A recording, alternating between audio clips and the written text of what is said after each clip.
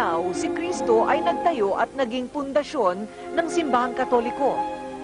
Pero sa kasaysayan ng mundo, tanging si Constantine, ang Romanong emperador, ang siyang nagbuo at nagpalaganap ng Kristyanismo ng simbahan nito.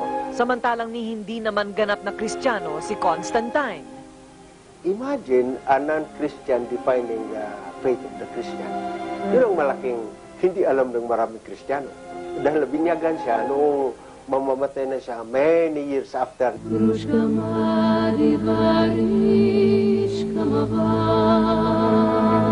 Ang apat na Gospels ni Mateo, Marcos, Lucas at Juan ay hindi lamang ang mga librong naglalaman ng buhay ni Kristo sa mundong ibabaw. Mahigit daw sa 277 libro ang sadya o manong hindi isinama sa Biblia.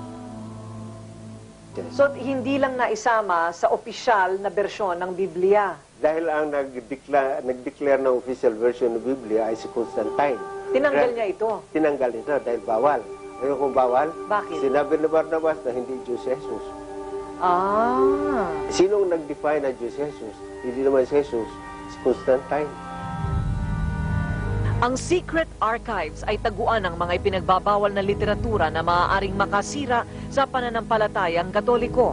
Nakasaad sa batas ng kanon na ang simbahan at bawat diocese ay magkaroon nito.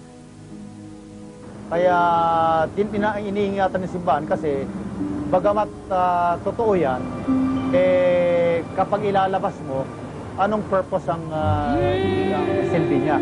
Kundi gumawa ng skandalo at masira lang yung simbahan.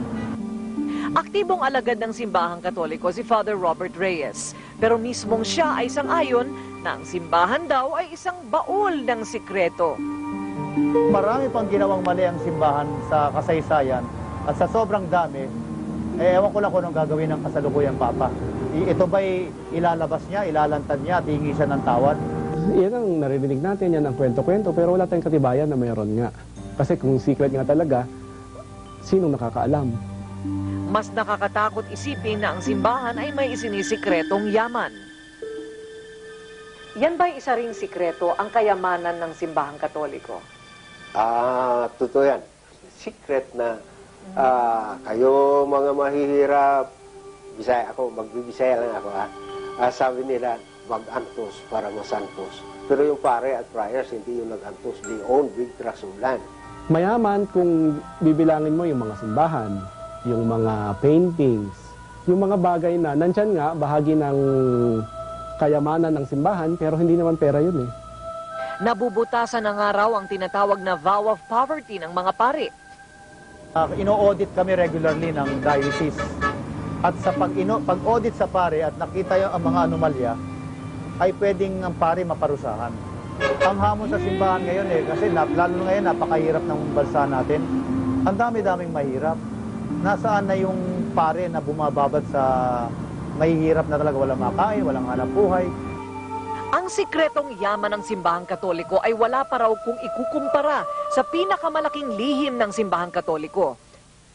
Ang tunay daw na pagkatao ni Hesukristo. Sino nga ba daw si Jesus? Siya nga ba ay tao lamang na romantikong nagmahal kay Maria Magdalena? Si Maria Magdalena nga ba'y babaeng tagapagbigay ng panandaliang aliw o karakter na ibinigay lamang ng simbahan para sirain at iligaw daw ang tao sa tunay nilang relasyon ni Jesus? Ang fiction o katang-isip na The Da Vinci Code ni Dan Brown ay isa lamang sa maraming libro na kung hindi man diretsang tumuligsa, nagmumungkahi naman ng mga teorya at posibilidad sa tunay na buhay daw ni Jesus. Ang mga sources na ginagamit ng Da Vinci Code, hindi ang Biblia. Parang collection lang ng maraming mga kasabihan na ito raw ang sabi ni Kristo, ganito raw ang nangyari. Hindi siya buo. Ang inilabas ng librong ito ay pawang mga pira-pirasong teorya lamang na pinagtahi-tahi, walang direktang basihan na inilalabas. Si Maria Magdalena at si Kristo ay partners. Partners. Kasama sila. Si Maria Magdalena active sa ministry ng evangelization. No? Maraming maaring gumawa ng teorya, ng kwento, kung ano nangyari, pero ang punot dulo nun, puro teorya lang. Wala tayong katibayan. Malalim pa daw ang baul ng lihim kung tunay na mukha ng simbahang Katoliko ang uungkatin.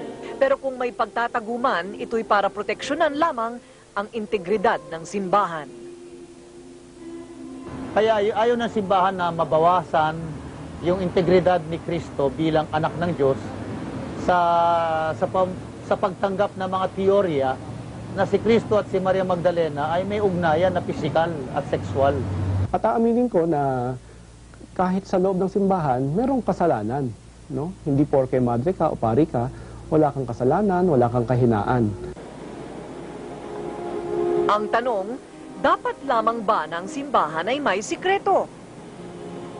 O dapat ay hubad at bukas sa bawat mananampalataya, anuman ang kulay ng katotohanan? Kailangan po bang magkaroon ng secret ang simbahan? Sa bilang naging pare, opinion ko, tama, kung the integrity of the church ang pag-usapan. Ng simbahan dahil may moralidad ay hindi papayagan na matabunan ang katotohanan ng mga kasinungalingan.